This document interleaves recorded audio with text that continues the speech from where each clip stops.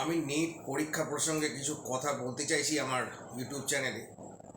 যে নিট পরীক্ষা বা খবরে যেটা প্রাপ্ত হলাম, আমার মতো সকল মানুষই খবরের উপর ভিত্তি করে যা কিছু শুনেছি, যে নিট পরীক্ষার প্রশ্ন ফাঁসকে কেন্দ্র করে বিরাট একটা আন্দোলন গড়ে উঠেছিল। কারণ নিট পরীক্ষা হচ্ছে ডাক্তারি পরীক্ষার এন্ট্রান্স পরীক্ষা, গোটা ভারতবর্ষ জুড়ে হয় এবং গোটা ভারতবর্ষে তো সেটাই হচ্ছে যে এটা ভারতবর্ষের পরীক্ষা, ডাক্তারি পরীক্ষার প্রবেশিকা পরীক্ষা।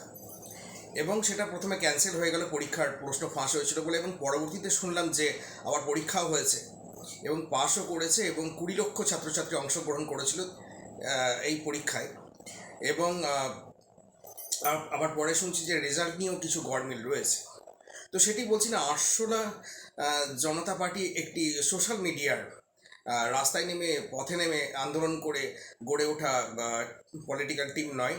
এটি হচ্ছে সোশ্যাল মিডিয়া, অর্থাৎ মোবাইলের মাধ্যমে গড়ে ওঠা একটা, বেশি দিনকার নয়, কিছু মাসের গড়ে ওঠা একটা পলিটিক্যাল টিম। এদের জন্য এই প্রশ্ন ফাঁসের এগেনস্টে এই ছাত্রছাত্রীদের পাশে দাঁড়িয়েছিল। এটা হতে পারে যে তারা বেকার যুবক, অবশ্যই বেকার যুবক, বেকার যুবকদের একটি দল, পলিটিক্যাল টিম। তো যারা ছাত্রছাত্রী রয়েছে তারা যে আরশোলা দলের থাকলেও থাকতে পারে, নাও থাকতে পারে, সেটি হচ্ছে বিষয়। আরেকটি কথা বলতে চাইছি যে অনলাইনের উপর ভিত্তি করে পরীক্ষাটা আমি অন্তত পক্ষে মানছি না।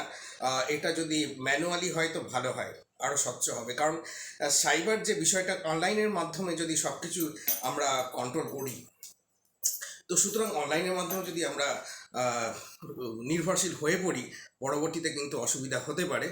কারণ এখন অনলাইনের যুগ, অনেক মানুষই আছেন, বড় মানুষ, আমি তো আছি, আমার সাথে তো অনেক মানুষ